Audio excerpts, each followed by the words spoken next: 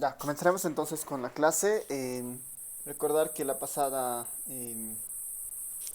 sesión tuvimos ya la varianza para tablas con datos agrupados. Bueno, las diferentes medidas en realidad, ¿no? El rango, la división media y la varianza. Y la modificación era procedimental, ¿no?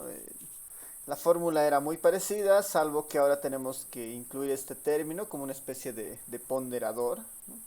Y además la sumatoria ya no iba sobre los datos, sino iba sobre la cantidad de filas que tenemos en nuestra tabla de datos agrupados.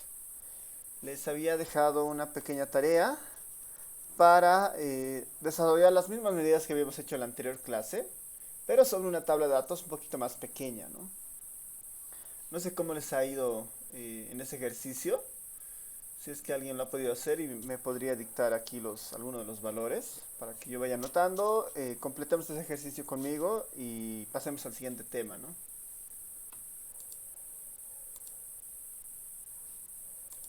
¿Qué tal? ¿Alguien lo ha podido ver? ¿Alguien tiene el dato de la media, rango, desviación media, varianza?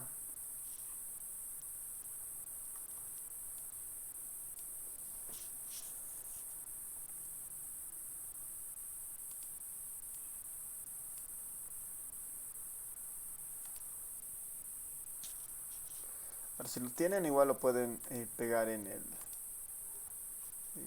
acá en el chat del Meet.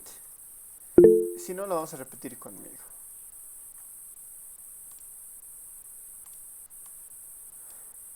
Hay que repetir básicamente casi los mismos pasos, ¿no? Todas estas medidas van a ser necesarias para hacer esto.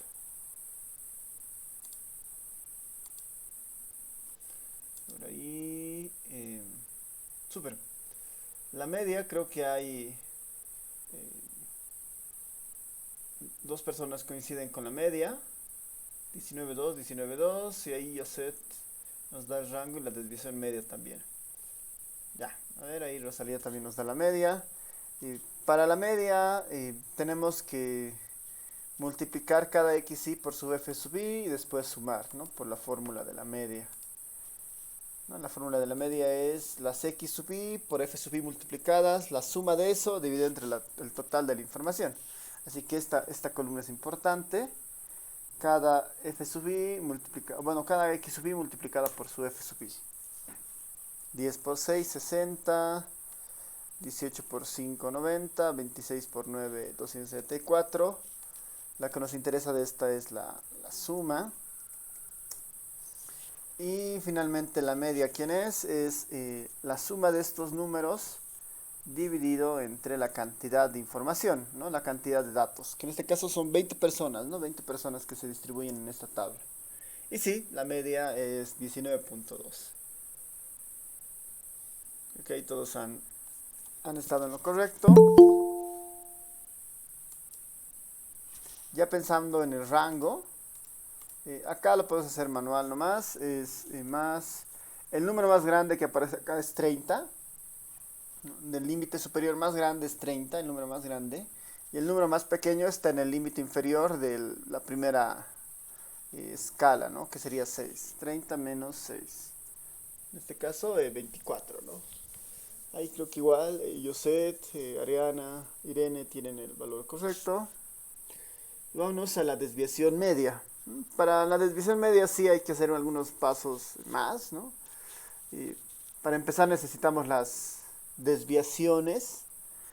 Y las desviaciones, no se olviden que son las, eh, las xy menos su promedio. Sacarlo cada una xy, el 10, y lo diferencio de su promedio, de este 19.2. Para que esto sea fijo, para que esta celda se mantenga, simplemente le pongo pesos acá o aprieto F4 y está, ¿no? Menos 9.2. Esto lo tengo que repetir para las tres filas y ya tengo ahí las tres desviaciones. La distancia del 10 al 19.2 es menos 9.2, la distancia del 18 al 19.2 es menos 1.2 y la distancia del 26 al 19.2 es 6.8. Ya tengo las diferencias. Ahora necesito las diferencias absolutas, ¿no? Las diferencias absolutas simplemente es sacarle el valor absoluto a esto. Que en el fondo no es nada más que los negativos volverlos positivos y los positivos se mantienen positivos, ¿no? Eso es el valor absoluto, la función absoluta. Después, cada valor absoluto lo multiplicamos por su frecuencia, por el f sub i, ¿no? 9.2 por 6, 1.2 por 5, 6.8 por 9. Ahí tendría cada uno de esos valores. De este sí me interesa la suma.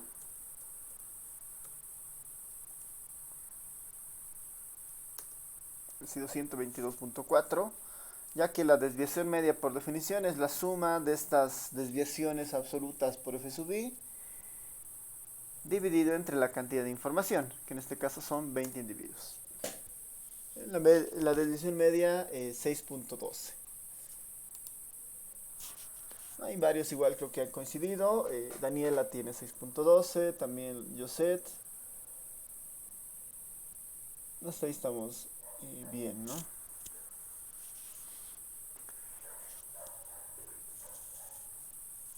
Para la varianza de x, habíamos utilizado la fórmula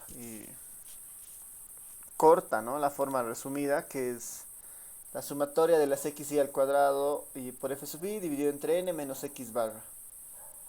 Es por eso que necesitábamos esta xy al cuadrado por f sub i.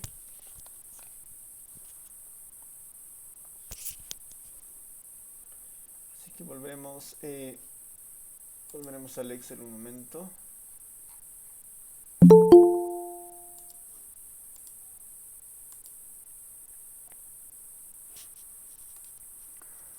Y acá es cada xy elevada al cuadrado, ¿no? Cada xy elevada al cuadrado por f sub i. Por f sub i. Para esto mejor es a veces tenerlo para que no se confunda con las operaciones. Este primero en paréntesis y recién multiplicamos por la f sub i. Multiplicado por f sub i. Ya. Sería 10 al cuadrado, 100, 100 por 6 debería ser 600, ¿no? Sí, está bien. Repetimos eso para los tres casos, ¿no? Que va a ser 18 al cuadrado multiplicado por 5. 26 al cuadrado multiplicado por 9. Hacemos la suma de esto.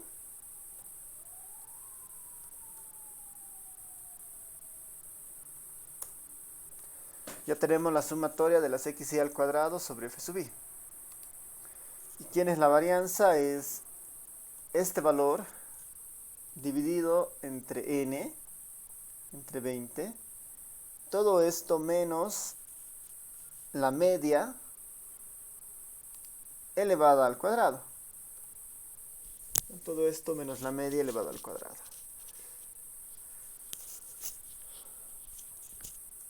Ahí está la varianza, ¿no? La varianza había sido 46.56. Este valor no se interpreta, ¿no? Porque es un valor que está con unidades al cuadrado. La que se interpreta es la raíz cuadrada de esta, ¿no? Le tengo que sacar la raíz de 46.56, ¿no? Que había sido 6.82. Es usual que la desviación media y la desviación estándar se parezcan, ¿no? Tienen que ser muy cercanas, ¿no? No iguales, pero parecidas o cercanas. Y ya terminando con esto, el coeficiente de variación por definición es la desviación estándar dividida entre la media. Ahí está, 0.35. Y el coeficiente de variación en porcentaje no es nada más que el coeficiente de variación multiplicado por 100. Que en el caso del Excel yo le puedo aquí apretar un porcentaje y ya está, ¿no? Para verlo todo de la misma forma, tendríamos algo así.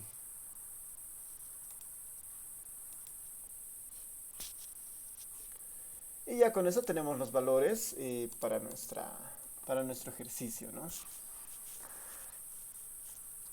Ambas tablas han sido construidas con la misma fuente de información, ¿no? Ambas tablas han sido construidas con la misma fuente de información. Lo interesante de esto es que nos dan resultados levemente diferentes, ¿no? Aquí lo voy a volver para verlo junto. Para la primera tabla de datos agrupados, no están agrupados, pero no en escalas, no están agrupados en forma simple, que esta no pierde precisión todavía esta tabla. La media 19.05. Si la comparamos con la otra media 19.2, son valores cercanos, pero ya son diferentes, ¿no? Siendo que es la misma medida. Eso se debe a que cuando lo ponemos en escala siempre se pierde precisión, ¿no? El valor real, el correcto, es este siempre. Las escalas siempre nos hacen perder un poco de precisión. El rango es el mismo. La desviación media es un poco mayor en la tabla más corta que en la tabla más larga. La varianza sucede lo mismo, ¿no? Es más, bueno, en la varianza en realidad sucede algo de lo contrario, ¿no? La varianza parece ser más grande en la tabla de arriba, ¿no? La tabla larga respecto a la tabla corta, 46.5. Desviación estándar más grande en acá arriba que la de aquí abajo. Coeficiente de variación, eh, 36% mayor variación en la tabla grande que en la tabla de abajo, 35.54. ¿Qué significan estas medidas? En el fondo, el promedio nos dice que el representante de la edad de este grupo había sido 19 años, ¿no? 19.05 o 19.2 en la tabla corta. Es el representante de la variable de edad.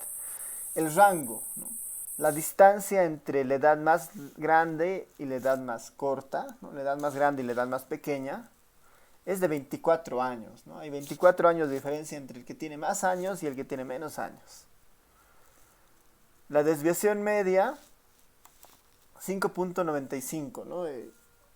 Esto lo podemos entender como un promedio de desviaciones, ¿no? La distancia promedio, ¿no? De cada dato a su media es de 5.95, ¿no? Es una distancia relativamente no tan larga, pero lo que nos viene a decir es que 6 años más o menos es el promedio de distancia de los individuos hacia su promedio. La varianza no tiene interpretación por sí misma. La desviación estándar tiene una interpretación similar a la desviación media, ¿no? Que esperamos una desviación de 6.98 años de los datos respecto a su promedio.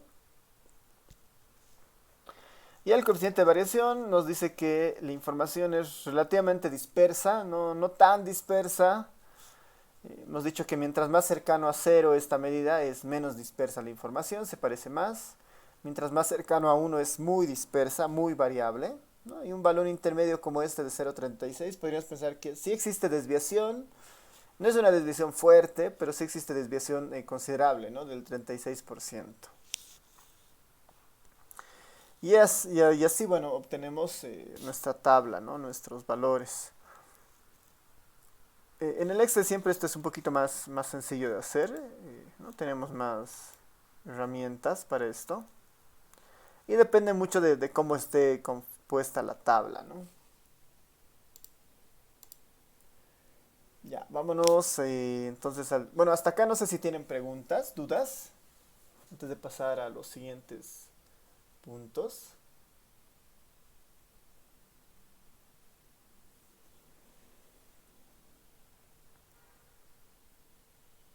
Dicen, disculpe, ¿cómo saca la desviación estándar?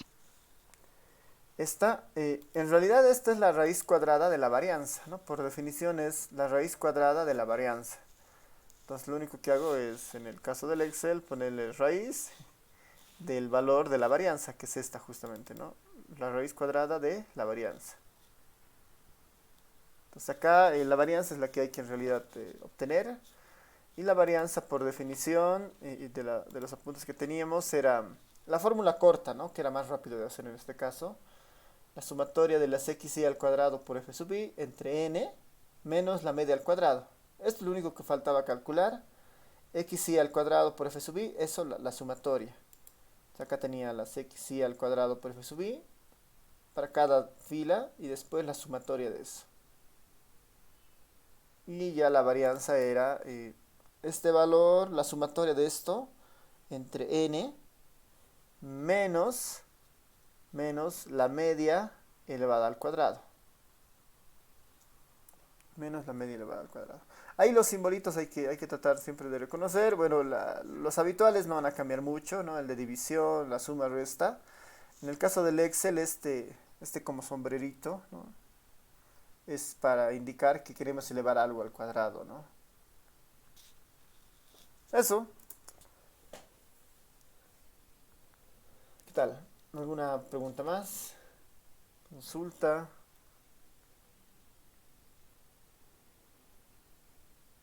Ya. Entonces pasaremos al siguiente punto.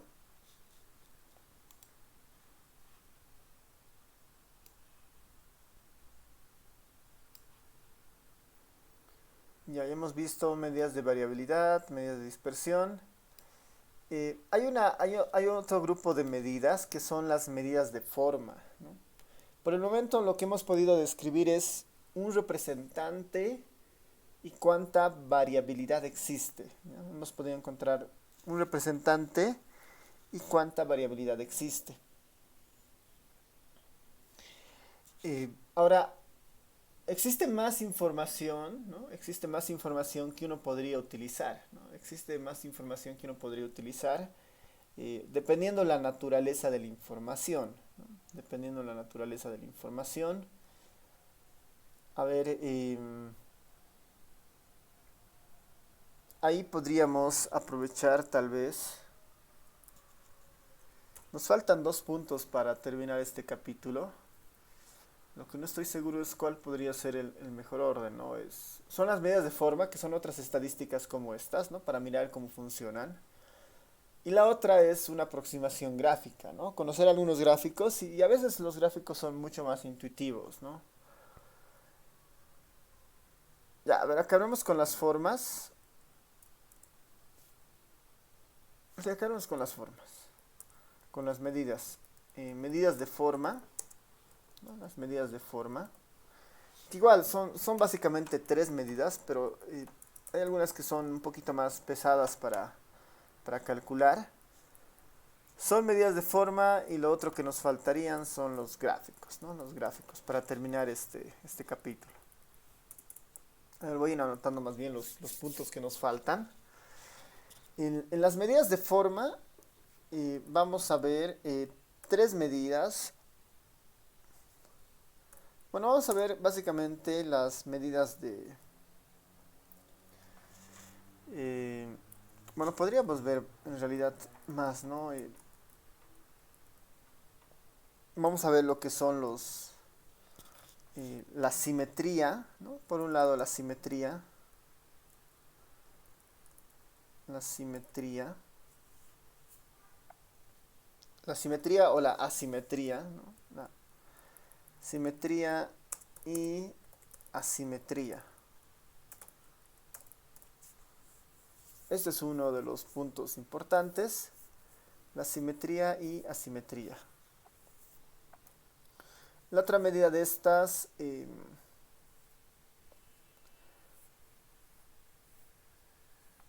hay otra medida que es interesante, que es la kurtosis, pero la kurtosis ya no se utiliza con mucha... Ya no se utiliza en realidad demasiado en estadística, así que no sé si vale la pena mirarla. La simetría sí es importante. La simetría y la simetría. Ya veremos también la kurtosis, ¿no? La kurtosis o medida de apuntalamiento. Apuntalamiento. Kurtosis o medida de apuntalamiento. Y las últimas que son bien útiles, ¿no? Son bien útiles, son los cuantiles. Son los cuantiles.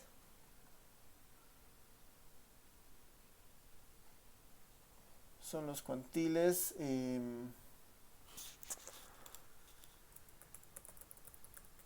Perdón. Son los cuantiles.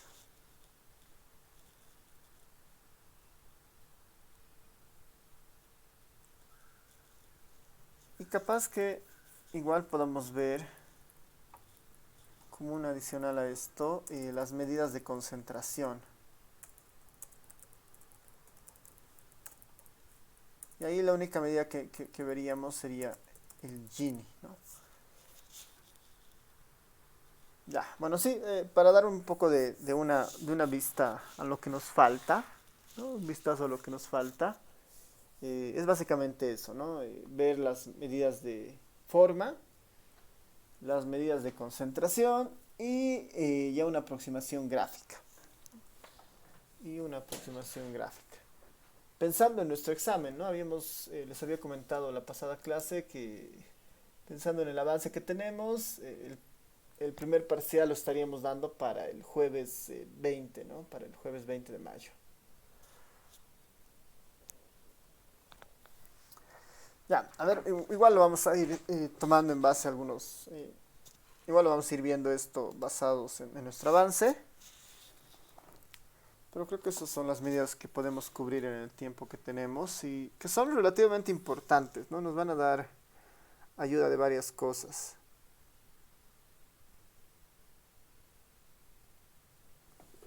Ya, entonces vámonos con la primera, con el primer grupo de medidas, ¿no? Las medidas de forma. Estas medidas nos ofrecen información, ¿no? Estas medidas nos ofrecen información respecto a la forma de los datos, ¿no? Respecto a la forma de la distribución de los datos, de la distribución de los datos.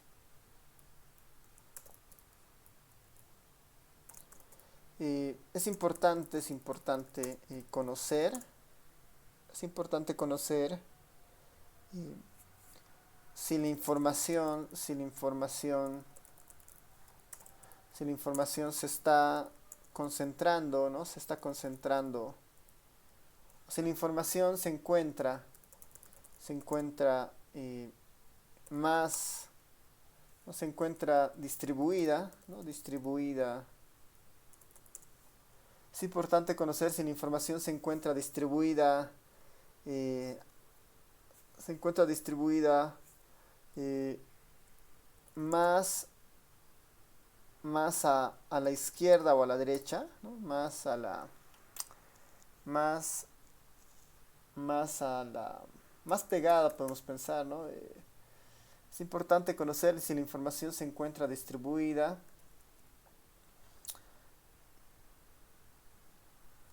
más hacia los números grandes, ¿no? Más hacia los números grandes o hacia los números pequeños. A ver, la forma de la distribución de los datos. Ya, mejor lo quedaremos así y en cada caso vamos a entrar, ¿no?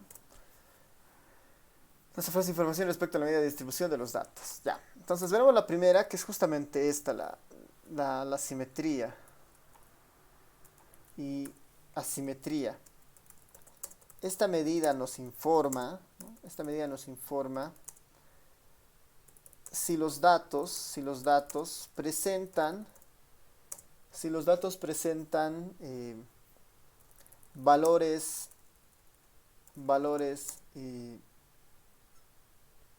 valores dispersos, ¿no? Valores dispersos en alguna de las colas, ¿no? En alguna de las colas. Esto de las colas vamos a entender como que si la información, ¿no? Si la distribución de la información, por alguna razón, existen valores muy pequeños dentro de las fuentes de datos o valores muy grandes dentro de la fuente de datos, ¿no? A eso le vamos a pensar. Ese tipo de información nos va a dar la simetría, ¿no? Esta medida nos informa si los datos presentan valores dispersos en alguna de las colas. Eh, la información, el concepto de simetría, ¿no? El concepto de simetría se refiere que en ambos lados de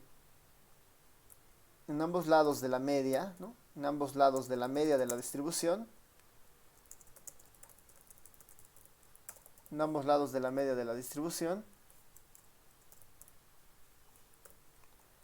en ambos lados de la media de la distribución,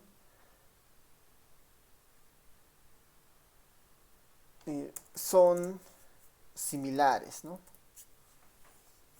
El concepto de simetría se refiere que en ambos lados de la que para ambos lados de la media, ¿no? Que para ambos lados de la media de la distribución son similares. Esto nos está diciendo de alguna manera que los datos se parecen mucho alrededor de la media, ¿no? Los datos se parecen mucho alrededor de la media. Y para esto podemos tal vez hacer un ejemplo gráfico, ya tratando de entrar en alguna parte gráfica.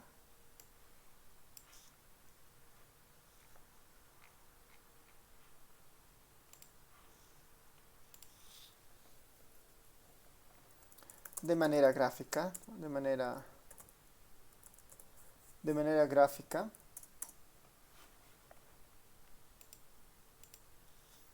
Vamos a mirar un poco un gráfico que se llama histograma. No vamos a entrar mucho en detalle del gráfico en su construcción, pero sí de la medida.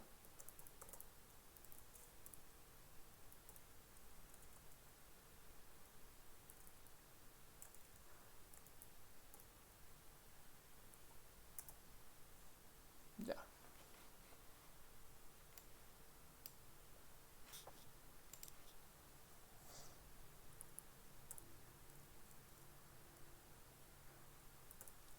Podemos pensar en un gráfico bueno, en un gráfico que haga una idea de la distribución de la edad, digamos, de las personas. Ya vamos a imaginarnos que de manera gráfica, imagine que tenemos, ¿no? Que tenemos el dato de las edades de las personas, de las edades de las personas en una población, ¿no? En una población. Y sobre ellas, ¿no? Y sobre ellas calculamos, ¿no? Y sobre ellas graficamos el histograma. Graficamos el histograma.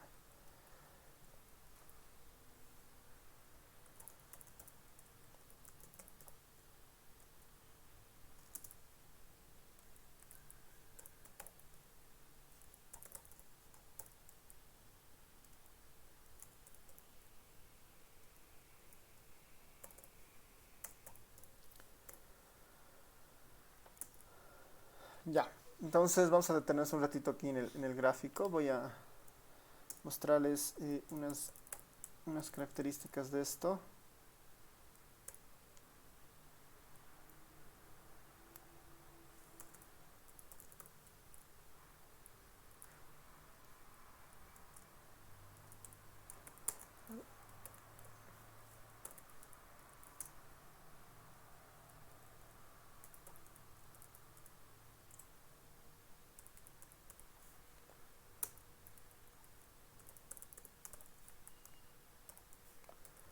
¿Cómo funciona esto? A ver, lo que he hecho internamente en el programita para mostrarles el ejemplo es, yo me he imaginado, me he creado una colección de edades, ¿no? Esta es la colección de edades que tengo. Imaginando una población de 1 millón de personas, ¿no? Tengo 1 millón de personas acá. eh, Tengo 1 millón de personas acá, ¿no? Simuladas, ¿no? Son edades simuladas de 1 millón de personas. Sobre ese millón de personas yo puedo obtener las distintas medidas que nosotros hemos aprendido a calcular, ¿no? Una de esas, por ejemplo, sería el promedio de este millón de personas, ¿no? Es sumar todas las edades del millón de personas y dividirlo entre n. Esa media es de 50.00523, ¿no? La media de esta población es de 50. Si yo le pregunto a esto que me dé igual la mediana, ¿no? La mediana, igual la mediana, por ejemplo, es 50, ¿no? 50 acabado. La media y la mediana se parecen mucho. Y si yo grafico esta información, ¿no? En una especie de histograma, el histograma no es nada más que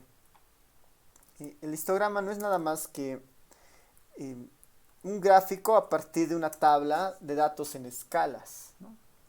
El histograma no es nada más que un gráfico de datos distribuidos en una tabla con escalas.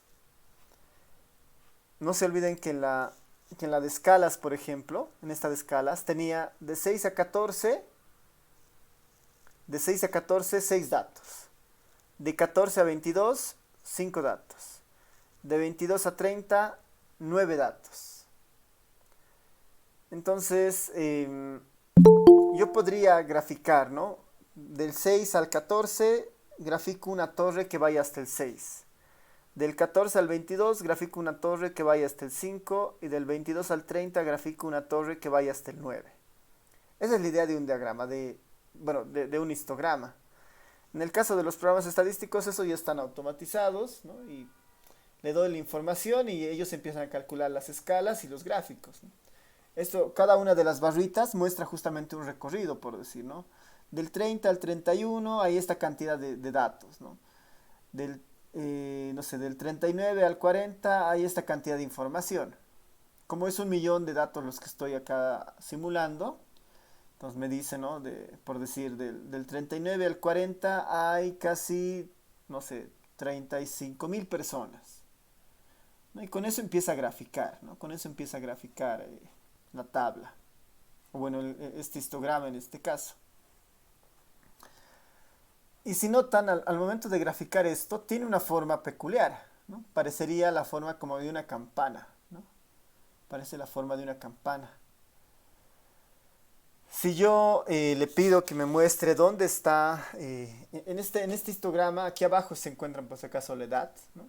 De edad, de 20 años a 80 años, y aquí está la frecuencia, ¿no? La frecuencia, la FI, ¿no? Cuánta altura tiene. Acá lo más frecuente está alrededor del 50, ¿no? Porque ahí se alzan las torres con más frecuencia, ¿no? Las que aparecen con más cantidad de información. Si yo le pido ver exactamente dónde estará la media, ¿no? ¿Dónde estará la media? Le voy a pedir acá al gráfico que me muestre dónde se encuentra la media.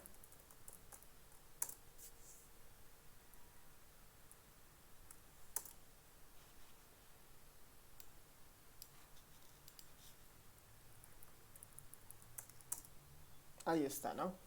La línea roja me está marcando dónde se encuentra la media, ¿no? La línea roja. En este caso, por ejemplo, la media está exactamente en el centro, ¿no?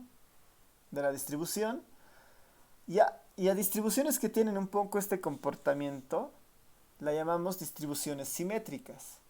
Porque si nosotros partimos la media, que está aquí al medio, nosotros ponemos como un espejo acá, el lado izquierdo y el lado derecho, ¿no? El lado de los números inferiores a la media o superiores a la media, se parece mucho, ¿no? Se parece mucho. Y a esto nosotros le llamamos una característica de simetría, ¿no? A esto nosotros le llamamos una característica de simetría. Cuando el lado izquierdo se parece mucho al derecho, ¿no? Respecto a la media, ¿no? Otra forma de verificar que esto se cumple es cuando la media, la mediana y la moda son casi iguales, ¿no? Cuando la media, la mediana y la moda son muy, muy parecidas, son casi iguales, igual podemos pensar que estamos en una situación de simetría, ¿no? De simetría. Esto le vamos a llamar simetría, cuando los datos de la izquierda y la derecha son muy, muy parecidos. Ese es el concepto de simetría. Ahora podemos tener los otros escenarios, ¿no? Podemos tener los otros escenarios que serían distribuciones que no son simétricas. Las distribuciones, en este caso, asimétricas, ¿no? Las distribuciones asimétricas.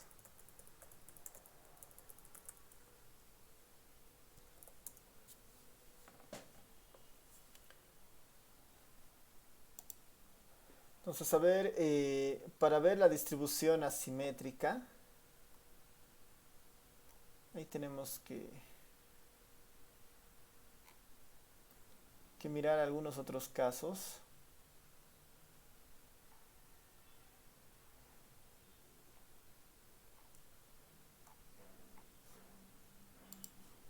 Pero a ver, denme un momento para ver cómo podemos graficar acá una distribución asimétrica para mirarla bien.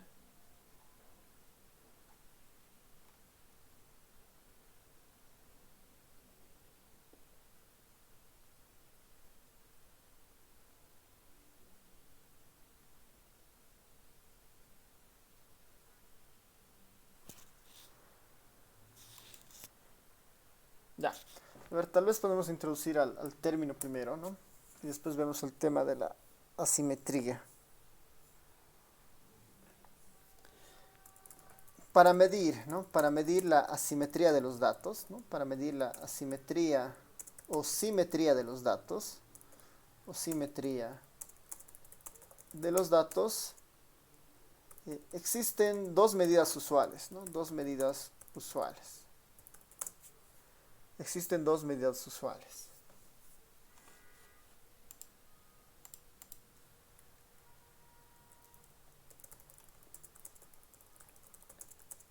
Existen dos medidas usuales. Por un lado está la simetría de Fisher, ¿no? Por un lado está la simetría de Fisher y por otro lado está la simetría de Pearson, que son estadísticos que le han dado justamente esa connotación. Vamos a mirar un poco vamos a ver las dos, ¿no? Que son dos variables comunes.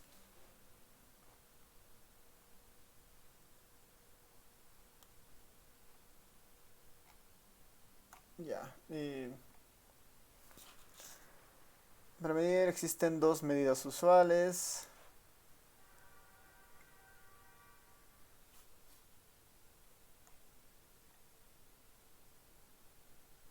Ya, a ver, existen dos medidas usuales.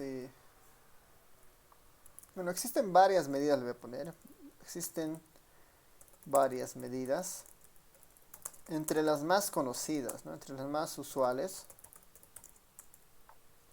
Entre las más usuales está el coeficiente de asimetría, ¿no? El coeficiente de asimetría de Fisher. El coeficiente de asimetría de Fisher. El otro es parecido, es el coeficiente de asimetría de Pearson. De Pearson. Y el otro es el coeficiente de asimetría de Bowley. El coeficiente de asimetría de Bowley. De Pearson y de Bowley. Entonces, hay tres estadísticos que han propuesto diferentes formas de medir esto, ¿no? De la idea de la simetría. Si es simétrica o si es asimétrica. Tal vez ahí la más convencional, ¿no? La medida más común para calcular esto es el de Fisher, ¿no? La de Fisher es la más usual, la que normalmente devuelven igual la mayoría de los paquetes estadísticos y está en la medida un poco de las cosas que nosotros hemos aprendido a calcular. Entonces vamos a ver justamente el coeficiente de asimetría de Fisher. Los otros son interesantes, pero creo que no vale la pena introducirlos, dado que involucran algunas medidas adicionales y el resultado de la Fisher es igual o mejor que los otros dos casos, ¿no? Coeficiente de asimetría de Fisher. Igual, vamos a tener esta medida para datos simples, ¿no? Para datos simples. Y vamos a tener la misma medida para datos agrupados, ¿no? Para datos agrupados. Agrupados. Va a ser nuestro coeficiente de asimetría, ¿no? Vamos a llamar as simplemente, ¿no? Nuestro coeficiente de asimetría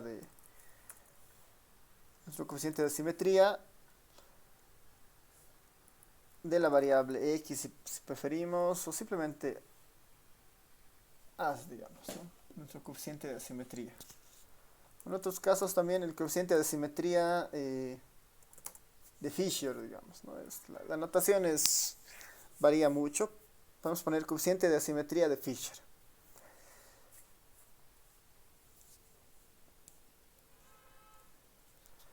Ya, a ver, la parte central de esto es de esta forma, ¿no? Es muy parecida a la varianza, es muy parecida a la varianza. La sumatoria de los i igual a 1 hasta n, de las x sub i menos x barra. Hasta acá se parece mucho a la varianza, solo que esto está elevado al cubo, ¿no? Estas desviaciones están elevadas al cubo. Y además, ¿no? Todo este coeficiente, ¿no? Todo esto, bueno, igual, acá lo podemos escribir. Todo esto hay que dividirlo entre el sigma al cubo. Lo que es lo mismo, acá lo voy a multiplicar por sigma elevado al cubo. Esa es la formulita del coeficiente de asimetría de Fisher, que incorpora esta idea del xi, ¿no? Las desviaciones al cubo dividido entre n por sigma al cubo. Es el coeficiente de asimetría de Fisher. Si nosotros queremos utilizar o calcular esto para datos agrupados, la fórmula es muy parecida, solo que ahora la sumatoria va hasta acá, hasta el número de filas. Y acá al x sub i a las desviaciones se le multiplica por f sub i, ¿no? Ese es el único cambio, si fueran datos agrupados, ¿no? Se le incorpora las frecuencias de la tabla de datos agrupados. La interpretación de esta medida, ¿no? La interpretación.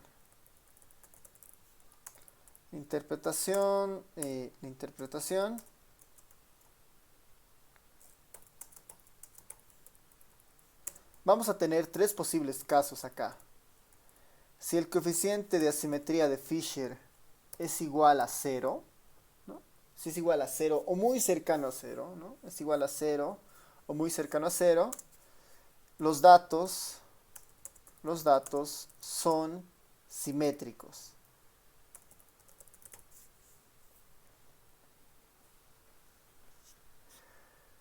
Si el coeficiente de Fisher es cercano a 0, los datos son simétricos.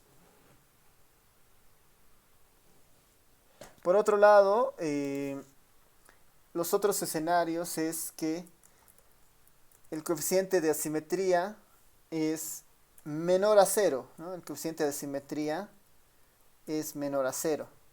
Que sea menor a 0 significa que es negativo, ¿no? Si el coeficiente de asimetría es menor a 0, significa que es negativo.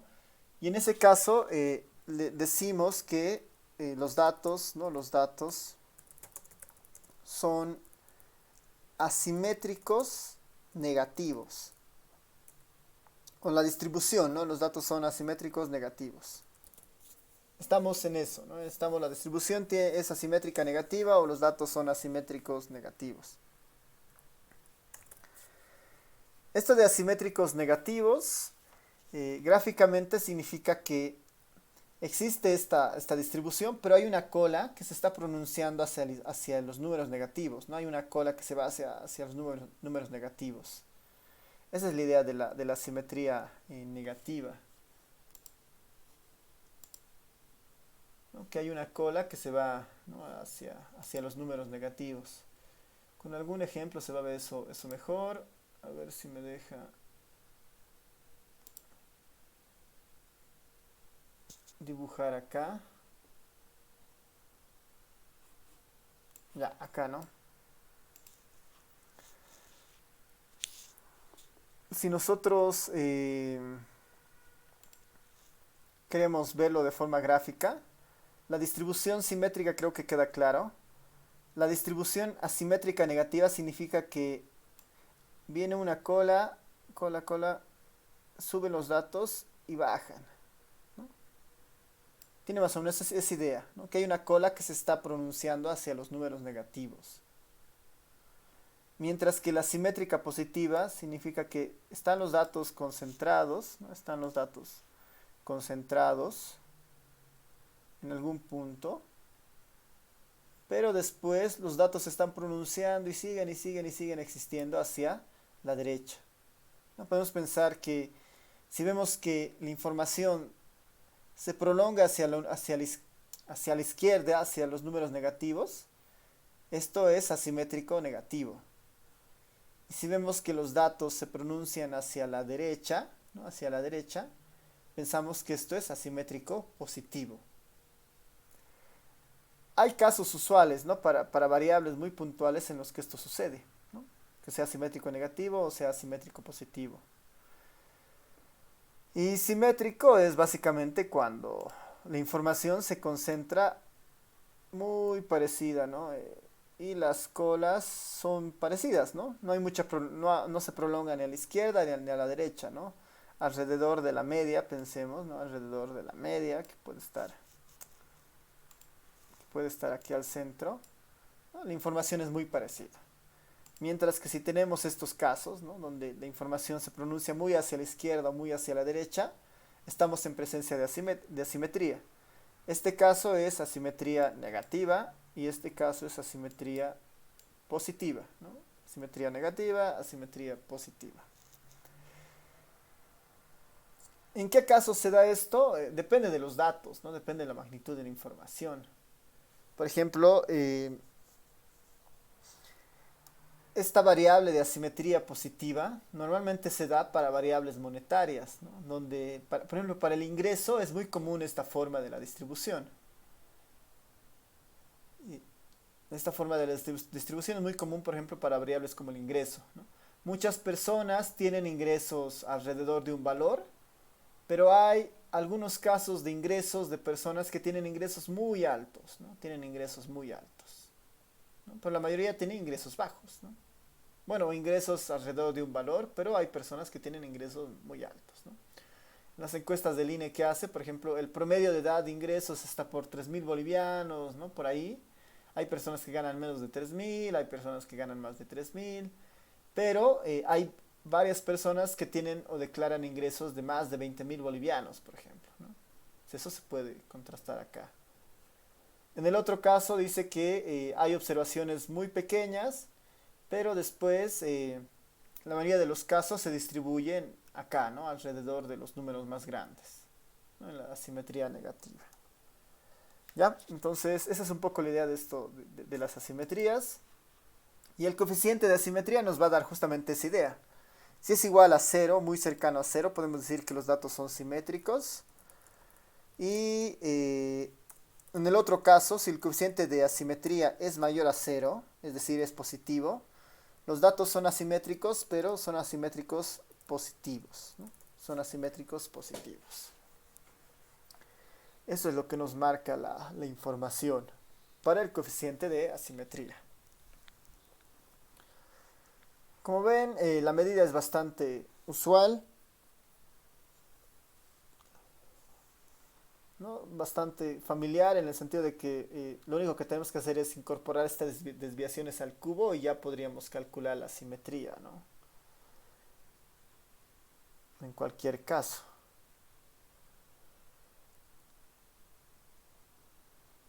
Ya, entonces antes de ver un ejemplo de esto, veremos también la kurtosis.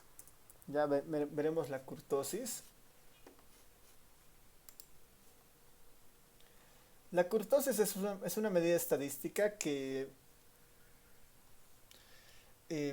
nos marca de alguna manera el apuntalamiento o cuánta información se concentra alrededor de la media, ¿no? Cuánta información se concentra alrededor de la media. Eh, Eso es un poco lo que nos trata de denotar la kurtosis. A ver,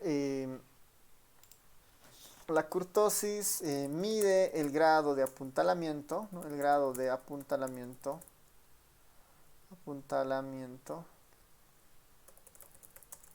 de los datos alrededor de la media.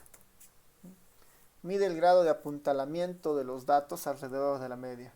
Esto de apuntalamiento lo podemos pensar también como una idea de cercanía, digamos, ¿no? Cercanía. El grado de apuntalamiento o cercanía de los datos alrededor de la media. Podemos pensar en tres escenarios acá. Lo voy a tratar de graficar esto. Pensando que la forma que tengan las distribuciones varía, ¿no? Esto es interesante, ¿no? Este histograma han visto que es relativamente intuitivo Y los grafiquitos que les ponía en esa medio pizarrita es en realidad para... Es imaginando que dibujamos nosotros una curva acá, ¿no? Si imaginamos que dibujamos una recta o una curva, tenemos ese comportamiento. Ahora, ¿cómo entra en juego acá la kurtosis, ¿no? ¿Cómo entra en juego acá la kurtosis? Podemos pensar en algo así, a ver si funciona. Les voy a graficar algo.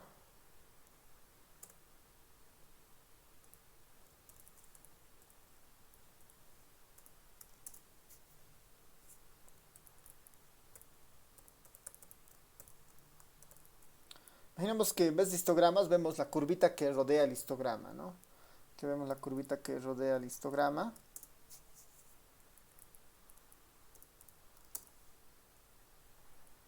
Y les voy a mostrar tres curvas, ¿no? Tres curvas distintas.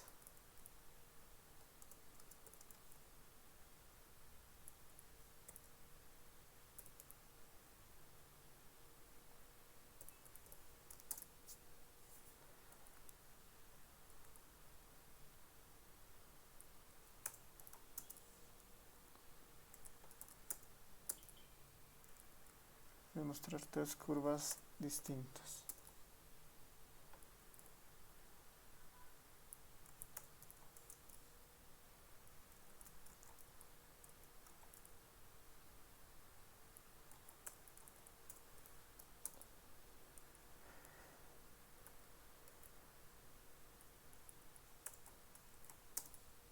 Ya, esas tres curvas las voy a mostrar y las voy a poner de algunos colores especiales. Un rojo.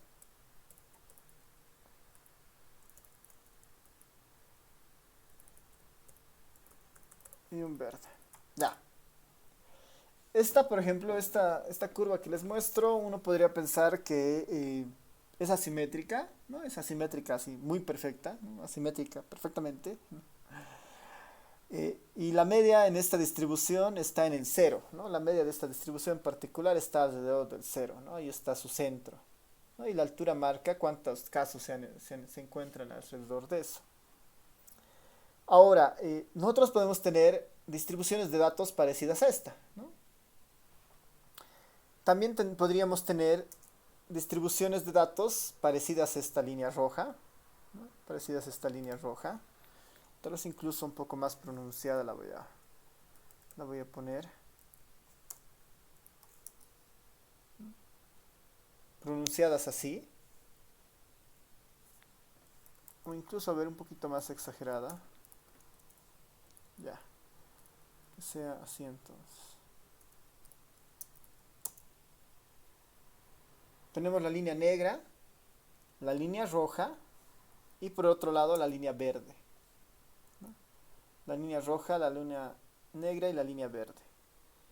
Las tres curvas, ¿no? Las tres curvas tienen exactamente la misma media, ¿no? Las tres curvas tienen exactamente la misma media. Sin embargo, lo que las diferencia, ¿no? Lo que las diferencia a las tres, ¿no? Lo que diferencia a las tres curvas es que algunas están más concentradas, ¿no? Más cerradas alrededor de la media. La media acá es el cero, ¿no? La media es el cero. Acá la puedo graficar también tal vez la media para mirarla ahí, ¿no? La media en este caso, en este ejercicio simple, está exactamente en el cero. Ahí está la media, ¿no? Ahí en el punto medio. Ahí está la media. Entonces uno debería pensar que la línea roja tiene características especiales que la negra y que la verde. En términos de información, podemos empezar por la verde. La línea verde, la cantidad de información se distribuye a lo largo de la curva, no está tan concentrada alrededor de la media, ¿no? Sino por eso está un poco aplanada, ¿no? La línea verde normalmente se la conoce como una distribución aplanada o platicúrtica, ¿no? Esa es un poco la idea, es aplanada o platicúrtica. Podemos pensar como una especie de kurtosis pequeña, digamos, ¿no? Como una especie de kurtosis pequeña. Por otro lado, la línea roja, que es el opuesto, está mucho más concentrada alrededor del cero, mucho más concentrada alrededor de la media. En estos casos podemos decir que tiene una kurtosis grande, ¿no? Podríamos pensar que tiene una kurtosis grande. O también llamada leptocúrtica, ¿no? Está leptocúrtica muy apuntalada hacia el promedio.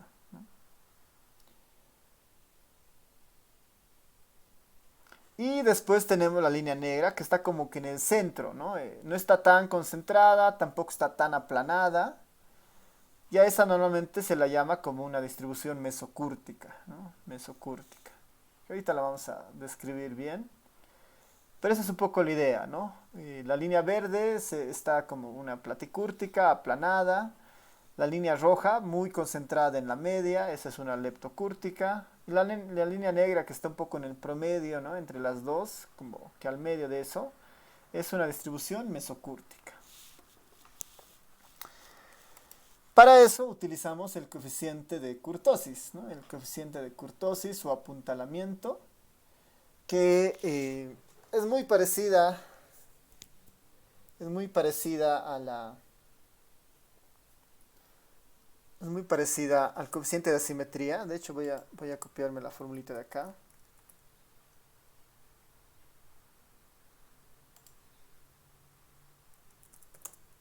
La fórmula, ¿no? La fórmula para obtener, ¿no? Para medir la kurtosis, ¿no? Para medir la kurtosis. Kurtosis es... es igual, ¿no? Acá para datos simples. Y vamos a tener otro dato para datos agrupados. A esta medida la vamos a llamar ahora, la vamos a poner como K de kurtosis. K de kurtosis. Es muy parecida a la simetría, pero la kurtosis está elevada a la cuarta. La kurtosis está elevada a la cuarta y sigma también a la cuarta. La kurtosis cambia en eso, de que ahora está elevado a la cuarta.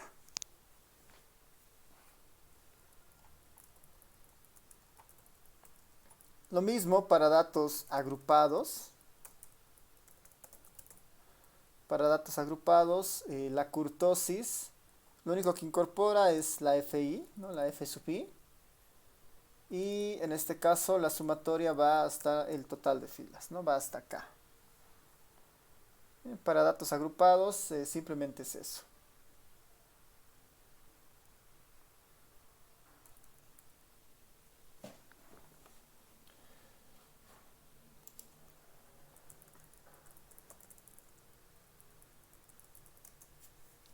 Ya tenemos la kurtosis. Como ven es parecida a la simetría y existe como una especie de...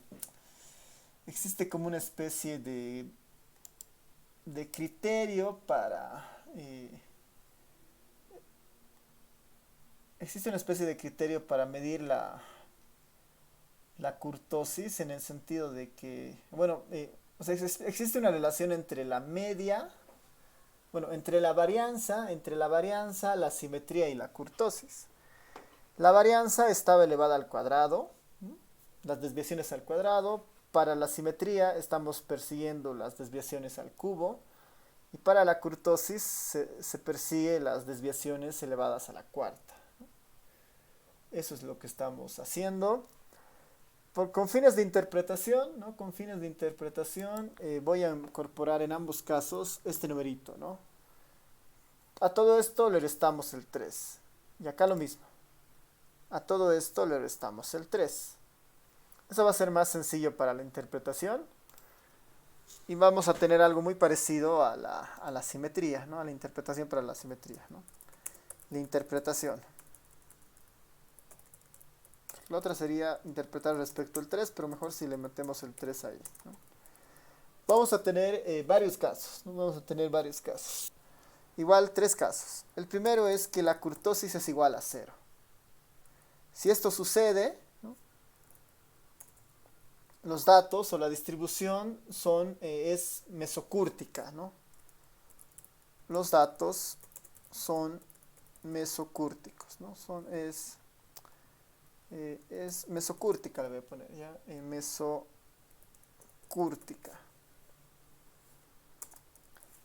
En nuestro caso, la curva negra, ¿no? La curva negra del gráfico que teníamos. Si k es igual a 0, estamos en el escenario de la curva negra. Es mesocúrtica. Es mesocúrtica. El otro escenario es que la kurtosis sea menor a 0, ¿no? Que la kurtosis sea menor a 0. Si la kurtosis es menor a 0, estamos en el escenario de que es platicúrtica, ¿no? Platicúrtica. Platicúrtica. Es muy aplanada, digamos, ¿no? En el tema del gráfico estamos en la curva verde, ¿no? La curva verde. Está un poco aplanada, ¿no? Aplanada. Y el otro caso es cuando la kurtosis es mayor a 0, ¿no? Mayor a 0. Y en ese caso estamos en una distribución leptocúrtica.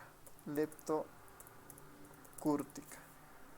Leptocúrtica, y esta sería la curva roja en nuestros casos, ¿no? La curva roja en nuestro grafiquito. Es la curva roja que está ahí.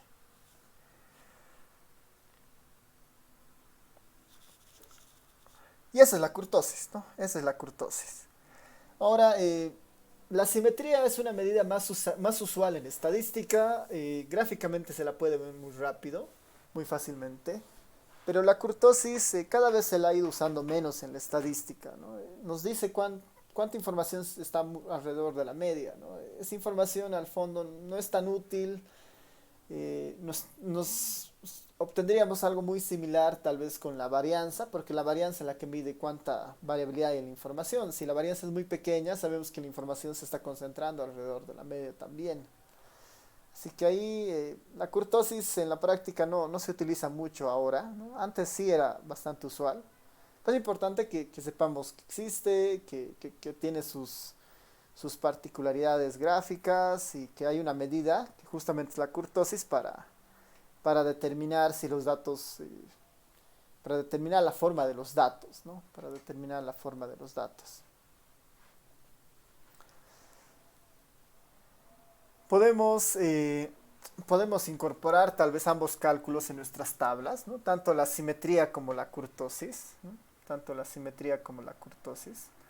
Podríamos incorporarlo en nuestros datos, ¿no? Para calcularlas. Acá lo único que hay que recordar es que para la simetría son las desviaciones al cubo. Si son datos agrupados, las desviaciones al cubo por f sub i, ¿no? Y después este cociente ya los tenemos calculado en la tabla que habíamos hecho antes. Para la kurtosis parecido, ¿no? Las desviaciones a la cuarta por f sub i. Y igual estas desviaciones las tengo. Y en el caso de la kurtosis resto menos 3, ¿no? Acá, por ejemplo, en mi tablita, para incorporar eso, ya tengo las desviaciones, ¿no? Tengo acá las desviaciones. Tengo acá las desviaciones, tengo acá las desviaciones. Si yo quisiera aumentarle esta tablita la asimetría,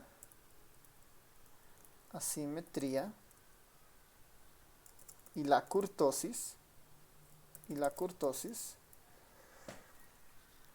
para la simetría necesariamente necesito hacer una operación adicional, ¿no? Acá tendría que tener las xy menos la media, esto elevado al cubo multiplicado por fi, ¿no? Me falta esa columna, me falta acá.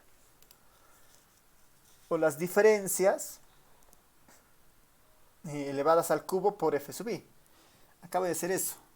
Las diferencias las voy a elevar al cubo. Y estas las voy a multiplicar por f sub i. Bueno, para que la fórmula esté bien tengo que hacer esto, ¿no? Estoy agarrando las diferencias, elevarlas al cubo y multiplicarlas por f sub i. Enter y ya está, ¿no?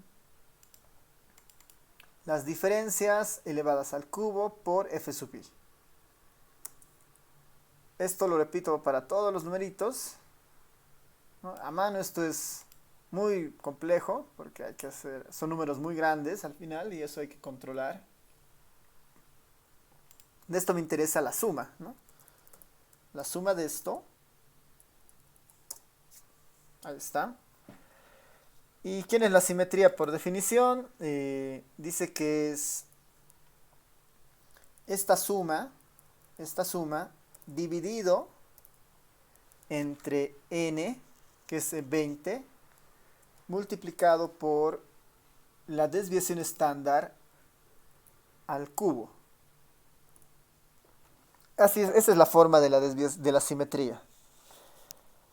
La sumatoria de las desviaciones al cubo por f sub i dividido entre la cantidad de datos, n, que es 20, por sigma al cubo, ¿no? Por la desviación estándar al cubo. Enter, y esa es la simetría, ¿no? Ese es el valor del coeficiente de la simetría.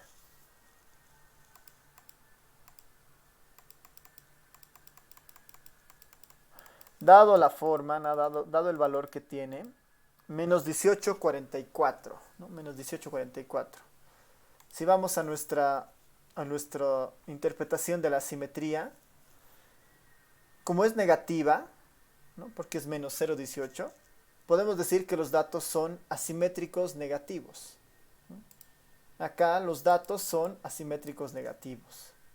Eso podemos concluir, ¿no? Son asimétrico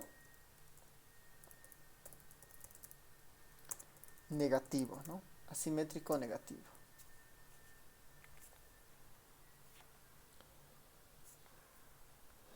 ¿Qué significa eso en términos de los datos o de la información? Que existen valores pequeños presentes en los datos, ¿no? Existen valores pequeños en los datos, ¿no? Existe una cola que se está pronunciando hacia los valores pequeños. En este caso sí, ¿no? Hay muchos valores concentrados alrededor de números medio grandes, ¿no? 14, 20, pero hay una cola que se va hacia los valores pequeños, hacia el 6 y el 8. El 6 y el 8 acá no son usuales, ¿no? Hay muchos valores grandes, pero el 6 y el 8 están ahí como valores pequeños, y a esta cola se está refiriendo a la simetría y le está detectando, ¿no? Le está detectando ahí. Y ya tendríamos la asimetría. Para la kurtosis es algo parecido, ¿no? Para la kurtosis tengo que replicar esta formulita básicamente, pero en este caso tenemos que hacerlo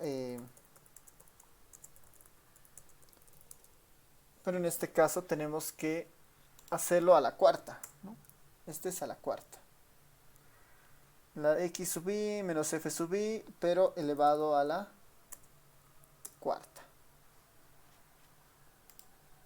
Misma formulita, va a ser las desviaciones que están acá elevadas a la cuarta, multiplicada por f sub i, ¿no? Multiplicada por la f sub i que está acá. Para que no haya conflictos, voy a completar con los paréntesis correctos. No, y obviamente la kurtosis va a ser mucho más grande para cada caso, o sea, este elemento a la cuarta. Lo repito para todos. Esto lo sumo, ¿no? Más suma. Ahí está el valor de la kurtosis, bueno, de la sumatoria que necesita la kurtosis, 90.743, es un número muy grande. Y la kurtosis la vamos a escribir acá como este valor, la sumatoria de las desviaciones a la cuarta por f sub i, dividido entre n, que es 20, multiplicado por la desviación estándar a la cuarta, y todo esto menos 3. ¿No? Todo esto menos 3. Y esa es la kurtosis, ¿no? La kurtosis en este caso había sido menos 0.9, ¿no? Menos 0.9. La kurtosis es negativa, ¿no? La kurtosis en este caso, en este ejercicio, es negativa. Y tiene sentido, ¿no? Tiene sentido que sea así. ¿Qué dice nuestra interpretación en este caso? Que si la kurtosis es negativa, es platicúrtica, ¿no? Los datos no están concentrados alrededor de la media, están muy dispersos, no están dispersos. Y eso sí lo podemos ver porque la media es 19,04, ¿no? La media es 19,04.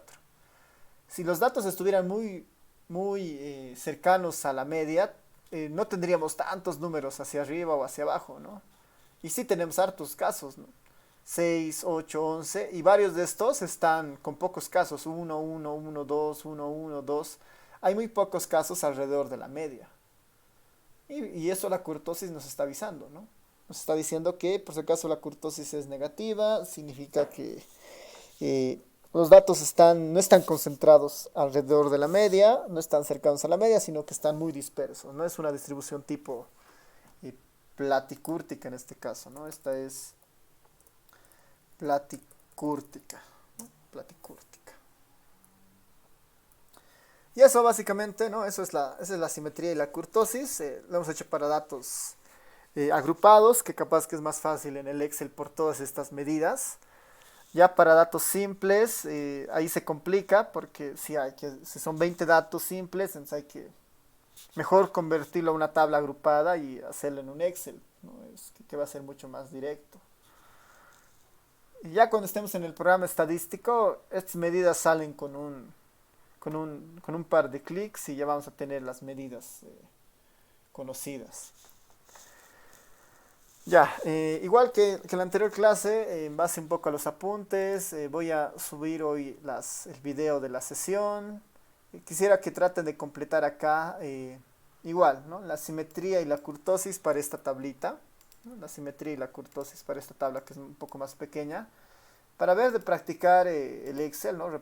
Repetir un poco estos procedimientos y entender cómo se calcula la simetría y kurtosis y esos valores que significan, ¿no? Tal vez al momento de agruparlas de esta forma hemos alterado un poco el comportamiento de los datos, ¿no? De que sean asimétricos o no. Así que a ver, les voy a volver a pasar este Excel de frecuencias. Los apuntes los voy a actualizar para que tengan las fórmulas a mano. Y el video igual yo creo que lo voy a subir hoy por la tarde para que tengan el avance y los puedan ver si es que tal vez algo lo he hecho muy rápido, pero igual si algo lo hago muy rápido avísenme para ir un poco más lento en esa parte. Listen, buenos días. Sí, sí, Perdón que lo interrumpe. Le quería pedir un favor. claro. Mire, le comento esto. Desde el centro de estudiantes nos están pidiendo que por cada materia tengamos sí o sí un delegado y un subdelegado, ¿bien? En su materia ya tenemos una delegada, pero lo que necesitamos ahora es un subdelegado y quería pedirle, por favor, si nos puede dar este espacio para poder elegir de una vez a un subdelegado. Por favor, no sé si algún compañero o compañera se quiere ofrecer. Sí, sí, adelante, adelante. Gracias. Compañeros, ¿alguna que se quiera postular para subdelegado de la materia, por favor? Sí, por favor. Es voluntario, chicos.